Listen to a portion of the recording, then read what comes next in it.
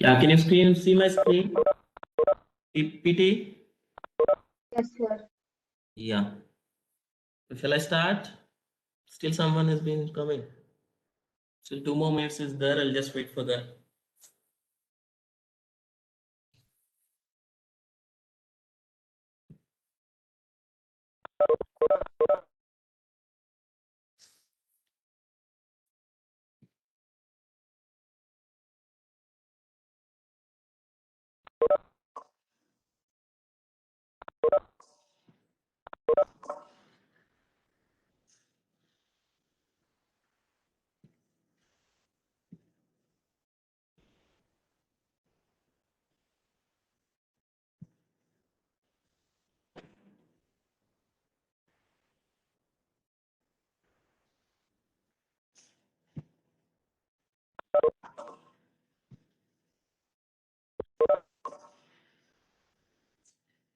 Yeah.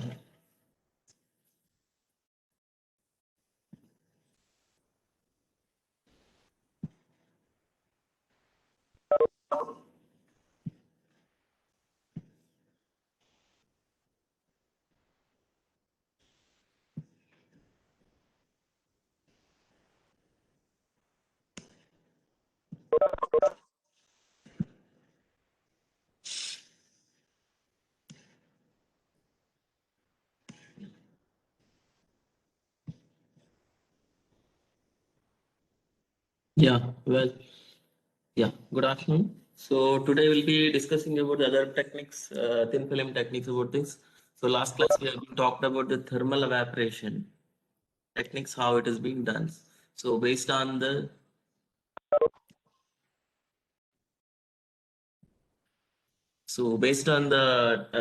principle how we have been making based on the principle the technique is being differed, how the material has been melted and done for that, whether it's maybe a thermal evaporation or else may e-beam evaporation, a technique which you have been using for this. So these are the methodologies what we have been talking in the last class. So one is the we're taking a wire, thin wire of a metal, so and being inserted into a coil, high filament wire like tungsten wire inside that inserted, and we will apply a voltage so that it will get evaporated to the evaporated to its melting point, so that the material forms a thin film in that in thermal evaporation. And coming to the e-beam evaporation, a bended curved electron beam is being focused on the material so that the material can be melted and form vapor form.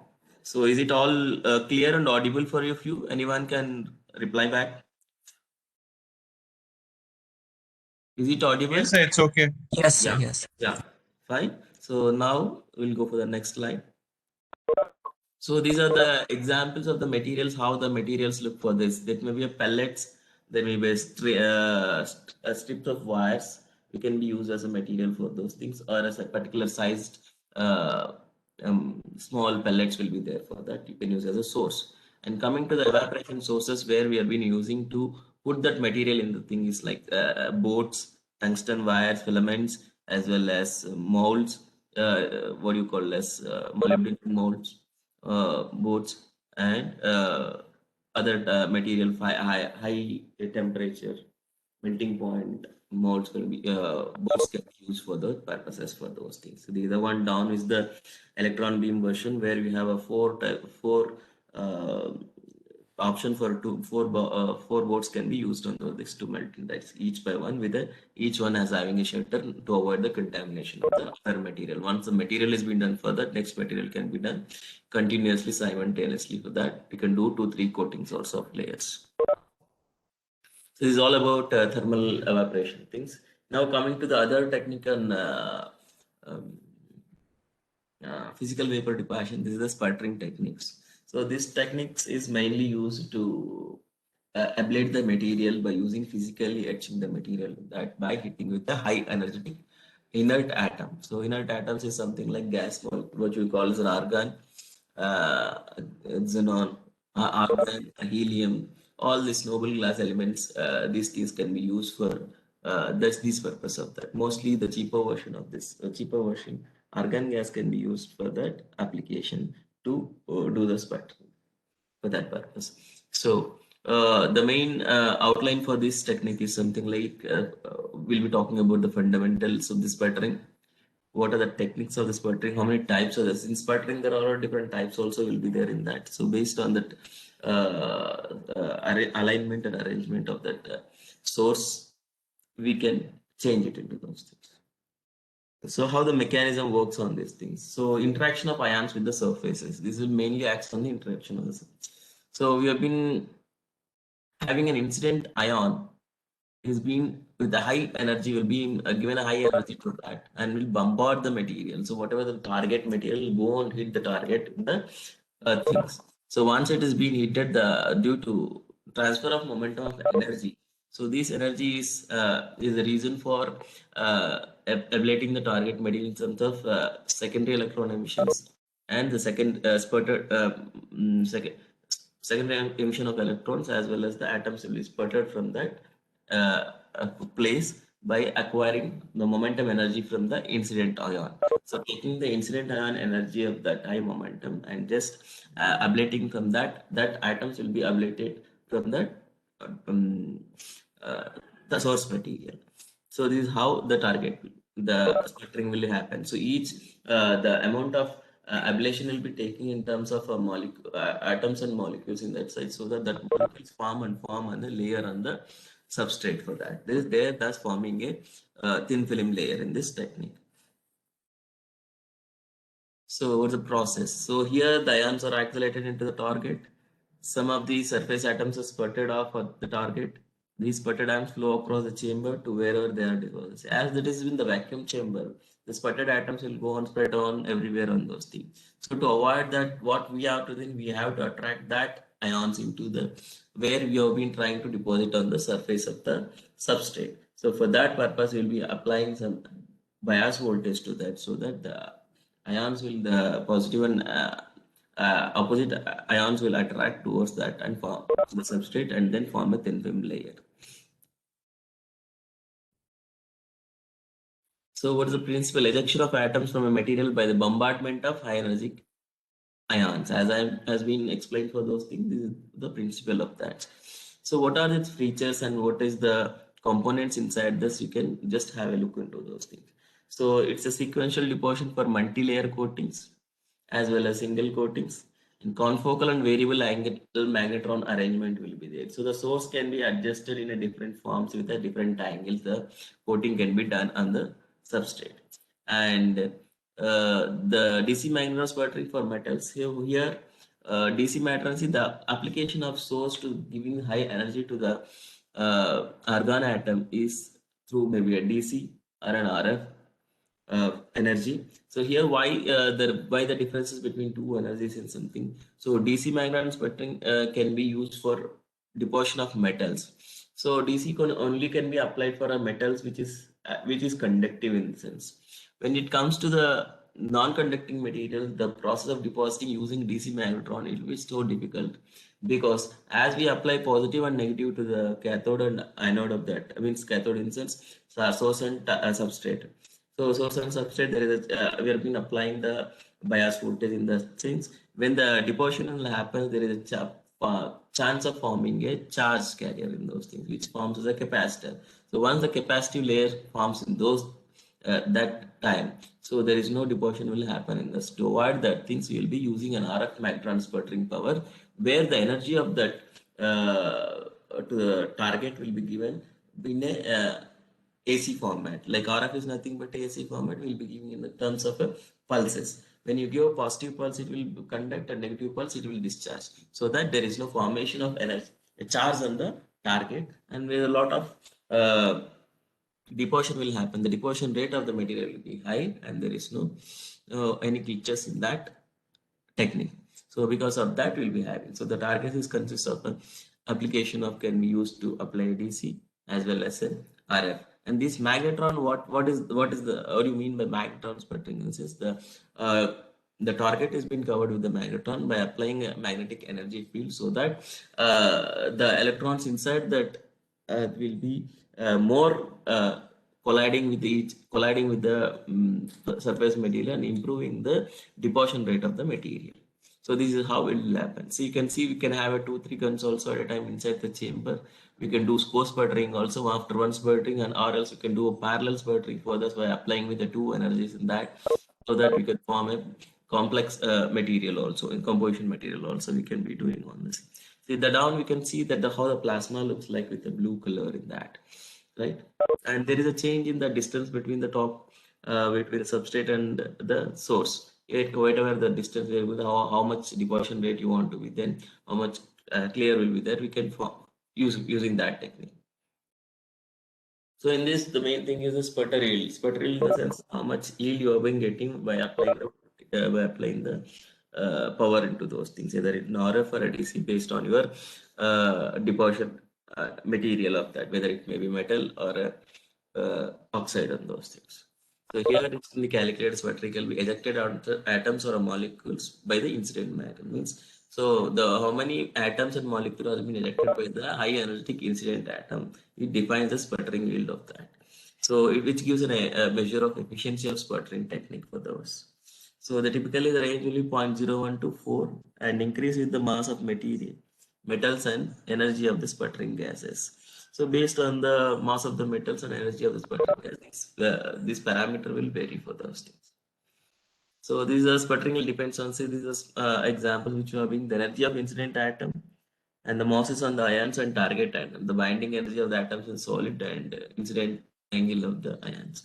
These are all will be talking about the, so these two graphs talks about the variation of sputtering yield with ion energy at normal the incidence. Okay, and this is the angle of incidence versus sputtering yield, how much it will be changed. Based on the angle also, the sputtering yield also will change as for those things. So these all should be keep it in mind, how much maximum amount of yield you have been getting with the sputtering technique. So for an alloy targets, how you can do composition of alloy in film is approximately the same as alloy in target, unlike the evaporation. So when you comes to the thermal evaporation, we are talking about that time is something at a time both materials cannot be done with the same. So we have to do two types of at a time with the two different energies, so that you can get an alloy for those things. Here, what will be the target is made up of two similar composition, which is having which having equal nearby melting points of those things. Then we are applying such. So slow diffusion mixing in solid sputtering, and targets reaches steady state. Surface composition balances yield. So here, before surface equilibrium and after surface equilibrium, how the yield will be changing into those things. So this can be studied in this. Then what is the advantage of the sputter depositional technique? So elements, alloys and compounds can be sputtered and deposited. Here you can do a metals, alloys, and as well as the compounds also can be done in here in this technique. So this target provides a stable and long-lived vaporization source. So here the plasma is stable, and the technique which uses a slow process, do very clean does in a clean environment, and the process of making a thin film is very slow, as it has been etched by atom by atom by heating on those things. So the quality of the material also will be very fine here when compared to the other techniques. In some configuration, reactive deposition can be easily accomplished by using reactive gaseous species that are activated in plasma. See, when you want to do a reactive sputtering here, reactive sputtering is something like if you have a metal and you want to make it as a metal oxide by using a DC sputtering. So there, where you will be implementing a gas, oxide gas inside it, so that when the atoms has been falling down, so these oxygen atoms are going combine with that, forming an oxide material. So that in that way, what you call it as a reactive sputtering. The source and substrate can be spaced together. So the distance between the source and the substrate can be changed based on that, how much this also will vary the yield of the material. And sputter deposition chamber can have a small volume also. So we want to do a more volume, more yield also. The chamber should be also small so that it can improve our speed. And disadvantage of sputter deposition is the sputter. think rates are low compared to those that are attained in the thermalysis. As in thermal evaporation, the technique is very simple, and once the melting point reaches, it will material will get evaporated and form a thin film immediately within minutes. So here, the sputtering technique is as atom by atom by we have been removing here. The time taken for this is very high, and the deposition rate also very less when compared to the materials. When compared to the process of thermal evaporation. So these sputtering targets are often expensive and the materials may be poor. So here, whatever the materials you have been using, the purity of the material should be 5N at least. Minimum 5N means 599.9999. Okay, so this will give the quality of the material so that without any uh, contaminants will be there in the target. So how much good it is in there, so quality of the material is done, the quality of the material will be good. And when it goes for the purity, when we are looking for a high purity material, the cost also will go when compared to the normal materials and those things. So that should be considered in that, and cost will be more, and the deposition time also will be more. So most of the energy incident on the target becomes heat, which must be removed. Here, we have been applying this energy with a high energetic bombardment of this thing. There is a heat generation will be there while doing that bombardment. So that also should be taken care by allowing the target to cool the material by using a chillers and with the wires inside that to cool the target, not to get breakout of this. And in reactive sputtering deposition, the gas composition might be carefully controlled to prevent poisoning the target.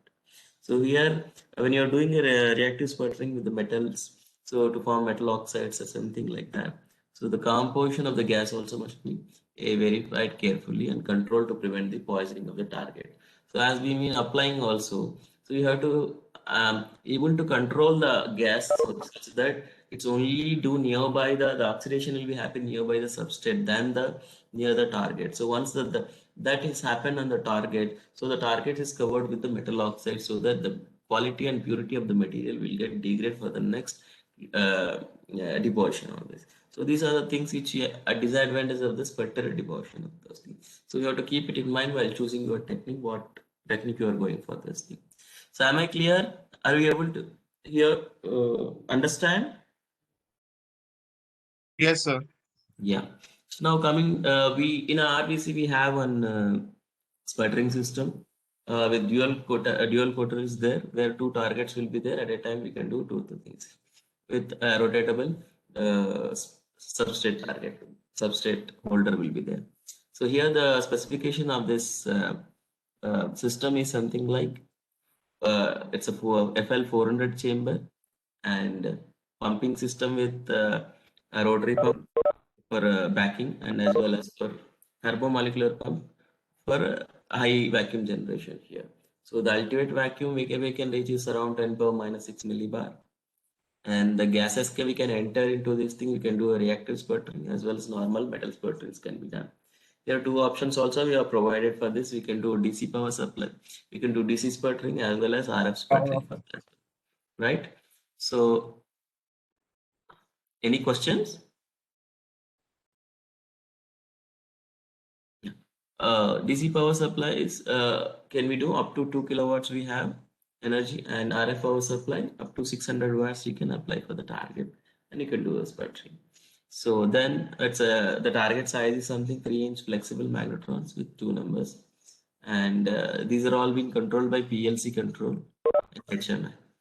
So it's HMI is nothing but human machine interface with PLC control. So it's all automatic. There is no, so just as a touch screen process where you can touch the things. You need not do a mechanical these things and all. Closing of valves in here. So the applications from this instrument is something like sensors, MEMS, actuators, SMAs, thin films, and TFTs can be used for that purposes. And we can do our metals and metal oxide coatings, and directly coatings also can be done using this system. Is it clear about sputtering? Now we'll go for next chemical vapor depositions on those things.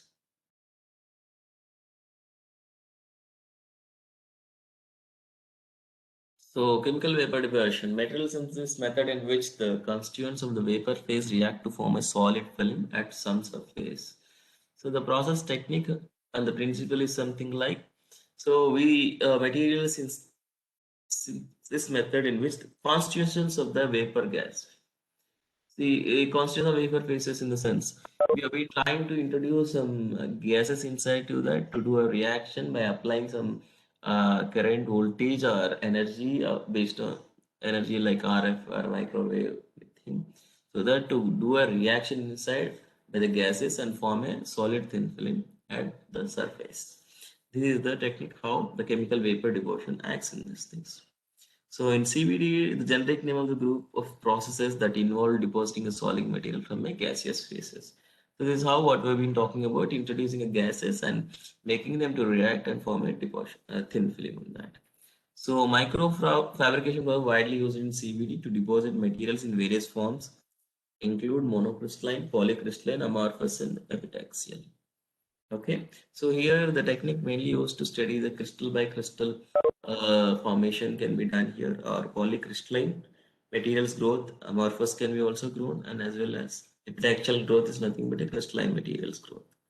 So these materials include silicon, carbon fiber, carbon nanofibers, filament, carbon nanotubes, silicon dioxide, silicon germanium, tungsten silicon carbide, silicon nitride, silicon oxynitride, and tantalum nitride. These are the materials we can grow in that system. And it is also used to produce synthetic diamonds also in this methods. So we can also capable of doing developing uh, synthetic diamonds also in this methodology. And why we are going for a CVD? So here am I going for this. Here the coatings of the other techniques are very limited to that. So you can be doing a limited to the space for that application. So in sputtering, you can do maximum based on your target size only. It will be the substrate size also vary with uniformity. So it's around 3 inches. With 3 inches, you can get a 100 mm into 100 mm substrate properly coated that way. In other techniques also have a limitation for those things. Here the chemical vapor deposition, it's in the chamber, how much weight it is, how much substrate where you have been using. As it's a chemical reaction, all the reaction happens uniformly and then form on the substrate totally, and the uniformity will be very good for that. So conformal current, large area substrates possible here. In coverage, it covers the it will be conformal coverage, but uniformity can be done. Uniform films will be grown here. So damage-free films will be with reduced density defect can be uh, seen here, and selective depositions like film growth occurs on surface in presence of other surface. Non-growth surface also will be happening in this. So wide variety of materials can be deposited, including doping also can be done here in this system. And coming to kinetics of this thing, how the deposition reactions is happen, as I've been telling about the things. So the phase is gas flow, gas phase reactants has been entered into the system, and we've been adding a precursors in adjust some precursors into the system so that there we can get a absorption and nucleation and island growth will be happening to those things, where we can see the step by step growth will be seen in this volatile. So how this been action? So one, uh, it is a schematic of fundamental transportation and reaction process underlying this is. So this is a schematic diagram where it talks about the fundamental transport and reaction of the process in CVD.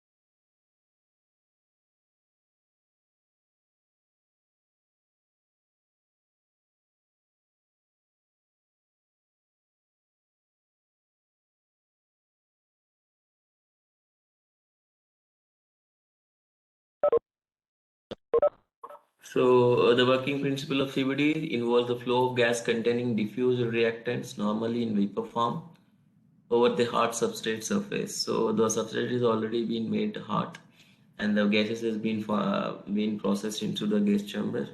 The gas that carries the reactants is called carrier gas. The diffuse reactants are foreign materials that needed to be deposited on the substrate surface.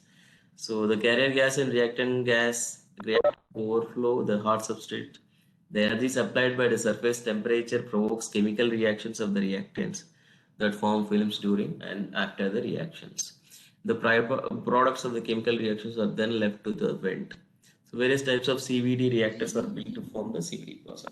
So this is how the process will happen inside the chamber with these things.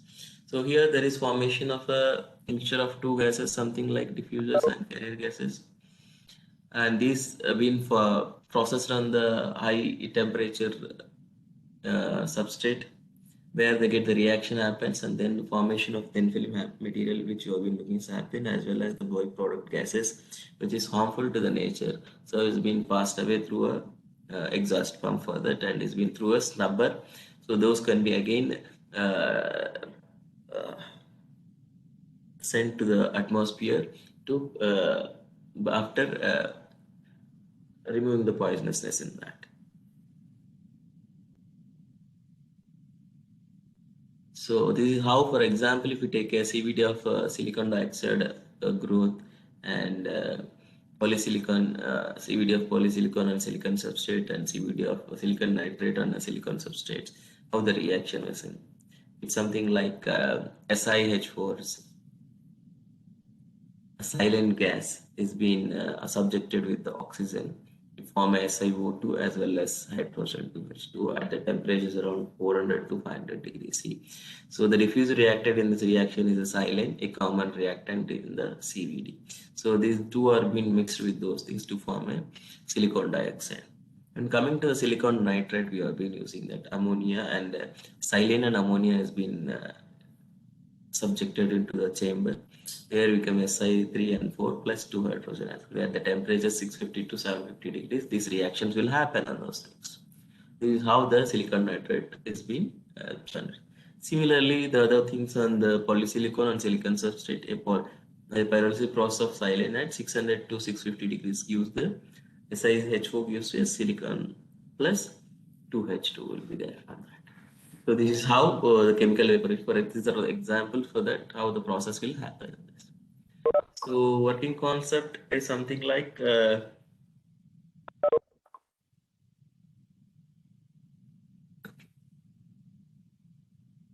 So as we have been talking about that the thin film formed through the chemical vapor deposition and through the chemical reaction of gaseous precursors heated on the heated surface, which gives thin films.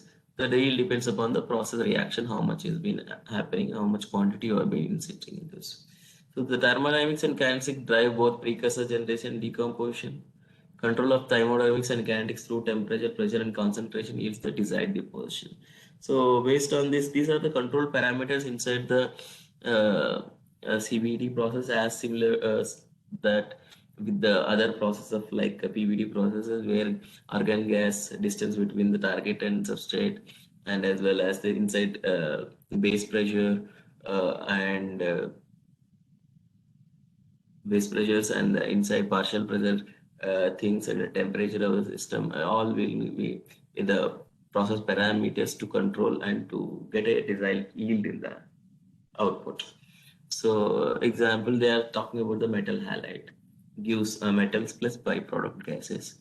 And coming to ceramic deposits here, metal halide plus oxygen or carbon or nitrogen or a boron source gives ceramics plus byproduct.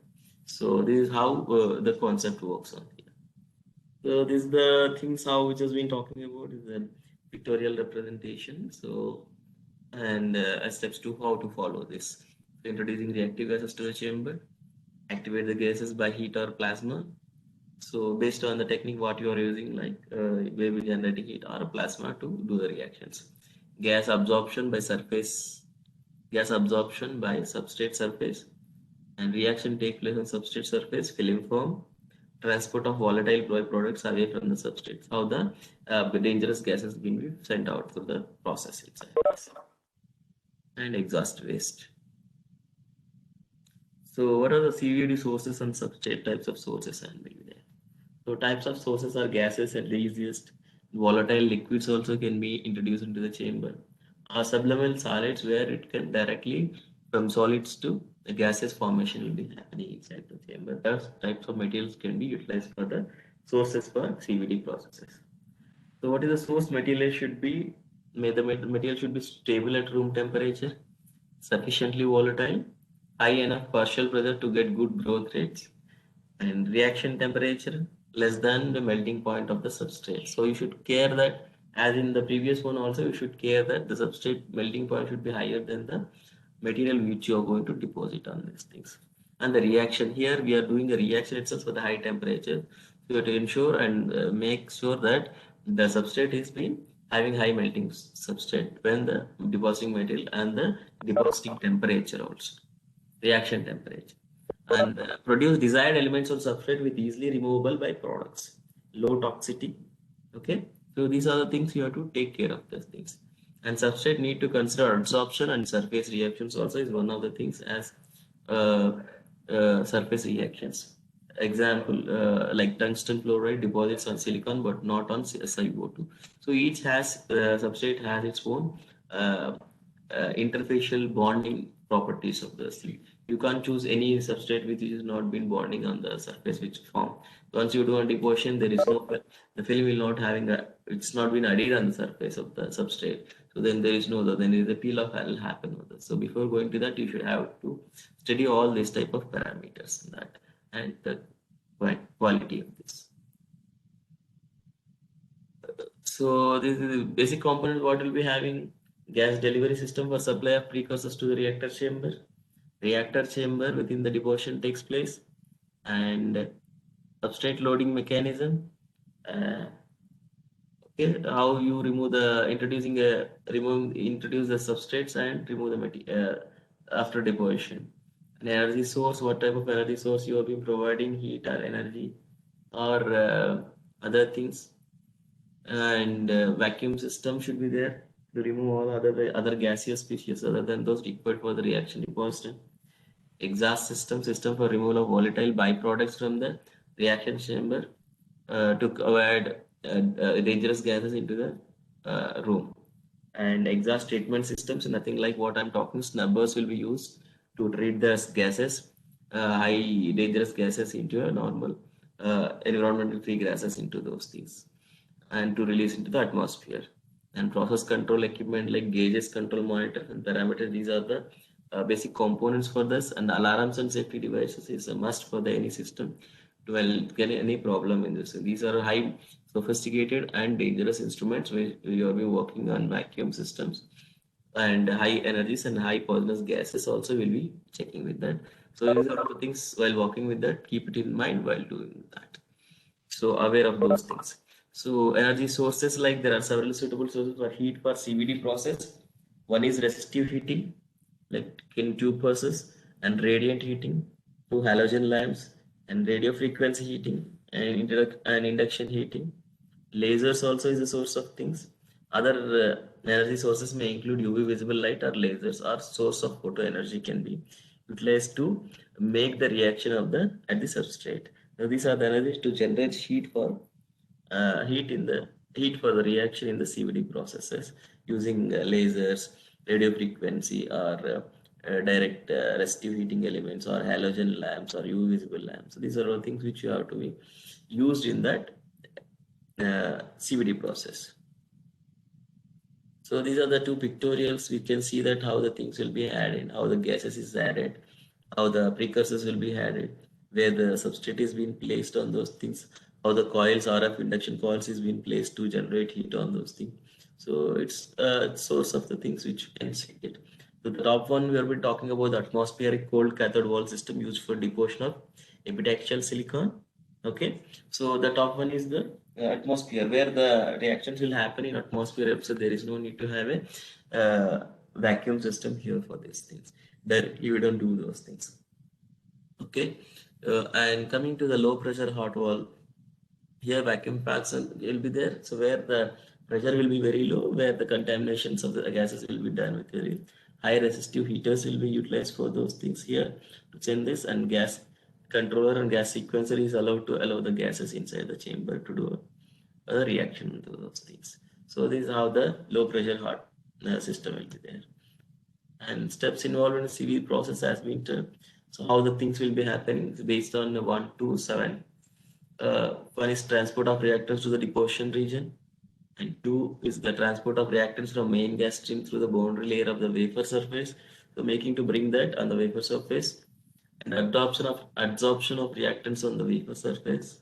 So once the reaction happens, so um, it will absorb on the wafer, the substrate, and surface reactions including chemical deposition or reaction, surface migration to the attachment site in group, another surface reaction will happen near the surface of that, and deabsorption of byproducts. So we have to remove what is not being required for the chemical reaction should be brought out from the chamber out. So transport of byproducts through boundary layer, transport of byproducts away from the deposition region. So these are the things which steps followed in the CVD process. Almost most growth are most important for growth rate, and 3 to 5, the step 3 to 5 are closely related and can be grouped together as surface reaction processes. So this is how the systems will happen, the things for that. So development of CVD process, something like precursor design and development will be there. Reactor choice, one is maybe a vertical, horizontal, or cold wall, or hot wall, low pressure or atmospheric pressure, and photo CVD or PE CVD, plasma enhanced CVD. So it depends upon how you develop the system itself. So reactor design is something like a single wafer or a multi wafer, or uniformity consideration can be done here in this. So these are the things when it comes to the designing CVD process. These are the steps you have to take. I don't think so. This knowledge is much needed inside in deep into for those you guys. So just have a quick something. So materials are deposited in gaseous state during CVD. Thus the precursors for CVD process must be volatile, but at the same time stable enough to be able to be delivered to the reactor. So these are the quality which will be looking into the precursor choice while selecting the precursor. Generally, precursors compounds will only provide a single element to the deposited material, with others being volatiles during the CVD process. However, sometimes precursors may provide more than one. Such materials simplify the delivery system as they reduce the number of reactants required for produce a given compound. So these are the quality of advantage of the precursor, which as only one will be doing, or some two will be done for that. So this is typical precursor materials of halides, hydrides, and metal organic compounds like metal alkyls and metal alkoxides, metal dialumides, metal diketonides, metal carbonyls. These are the thing precursors will be used in the CVD processes. And others include a range of other metallic organic compounds, complexes, and ligands. This can be used as a things. So CVD reactor types. In this also there are two types of things are there. CVD reactors are based on its architecture. One is a tube reactor and is a shower head reactor will be there. And in the CVD reactor types, again, the different will be there, divided, classified into atmospheric pressure CVD, low pressure CVD, metal organic CVD, photon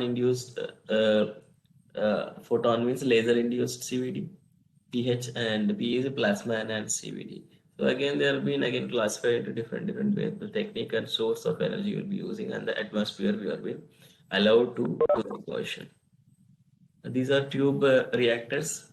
We don't need much into this. The hot wall design can be horizontally or vertically batch processed of wafers, good radial uniformity of films, and axial uniformity more substrate. So need to slow down deposition rates for axial uniformity. So this is the example of a tube reactor, how it works for those. And shower head here is one type of things. Cold wall design, so where there is no heat design, only substrate is heated, better suited for plasma enhanced processing. Generally, a single wafer design will be there. Good heater design is needed for radial uniformity. So these are the things which you have to keep in mind for this design. So types of, as been told for this, these are the thing, techniques or all these things. IMO CVD, metallic organic CVD, also called as organometallic CVD. Both names are same. So atmospheric, what as we have been talking about, is used to deposit epitaxial silicon and compound films or hard metallurgical coatings like TIC and PIN. So this is a cold wall and hot wall where we have been heating, there we are not been heating. There also heating will be there done in other process here based on the wall heater and without here. So low temperature APCVD. So this is how it works. Something many insulating film layers need to be deposited at low temperatures. So at that time, this technique can be utilized for those things for doing a CVD process. So low pressure CVD. So classify by gas pressure. At what pressure you have been doing that? 100 torr less than pressure less than 1 torr we have reduced pressure. And for the thing we have LPCVD like 10 millitorr to greater than P greater than 1. So millitorr we have that range is been spoken as low pressure CVD, and UHV is at 10 power minus 7 torr we have UHV or CVD. Higher gas concentration to compare to for lower pressure, higher diffusivity of gases to the substrate, often reaction rate limited growth. Lower pressures, due to lower pressures, there are fewer defects, better step coverage, and better film. These are the advantages and disadvantages of the system, this technique, low pressure CVD. So here, reaction rate is limited growth enables closed packed speculum wafers in LPCVD chamber, resulting in high wafer throughput. So it can be hot wall or cold wall reactors, both can be done for this technique. So commercially, these LPCVDs are hot wall, which have these things, this technique which have more uniform temperature, and crystal uniformity also will be very good for that. And this can be used for polycrystalline material growth more for those things. In cold wall reactors, rate is reduced to film quality can be better controlled, better for epitaxial growth.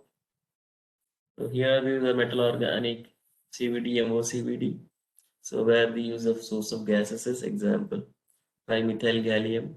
Reactants are volatile at relatively low temperatures, can grow high quality epitaxial films at nanometer scale, and both the reactants and the byproducts can be hazardous. So this is when high technique where we can do atom by atom deposition also can be done in this MOCVD. So these are the systems, typical systems, and inside how the system is, when the process is being happening in that. So then next coming to the plasma enhancer system, CVD process. Both APCVD and LPCVD operate at elevated temperature, which often damage the silicon substrate. As here the temperature are above something 500 degrees to 1000 degrees, chances of silicon substrate damages will be there on those. So high substrate surface temperature required to provide sufficient energy for diffusion chemical reactions. So the operating changes may be avoided if alternate form of energy supplied can be found. So using plasma generated from high energies sources is one such alternative method. So to generate high energy, heat up those things without damaging the substrate. So RF is the energy which can be used to generate the plasma in that. So this method is called plasma enhanced CVD or PECVD. So this is a typical reactor which has been shown in the system. So it is works under vacuum. It is a heating element and rotating susceptor, and you have a substrate holder. You have an RF source and reactant gas entry and exhaust will be there for that. So we have this facility in our RVC, which has been ingeniously developed for silicon for amorphous solar cell applications in this thing. So we have been developed amorphous silicon solar cells in this system. So where here we can load the system and do 3-4 layers of NP type uh, design and can be used to grow at a time. Once you load the sample, you can get the product output of a solar cell. So here the plasma allows for lower temperature and pressures and improves filling quality. Example like titanium carbide would not be normal form below 200 degrees Celsius, but with PECVD it is possible to deposit at 700 degrees. Okay, this is the advantage of the system where we can go instead of Excuse me, sir. going that 712. Hello. Sir, we have another classroom too, and we have lunch break right now. Oh, okay, okay, sorry. Now it's down. Okay, fine. Just be there. I'll give you attendance. I'll take them. Yeah, yeah, So next yeah. class Thank will you, sir. complete the things. Okay, fine. Thank you.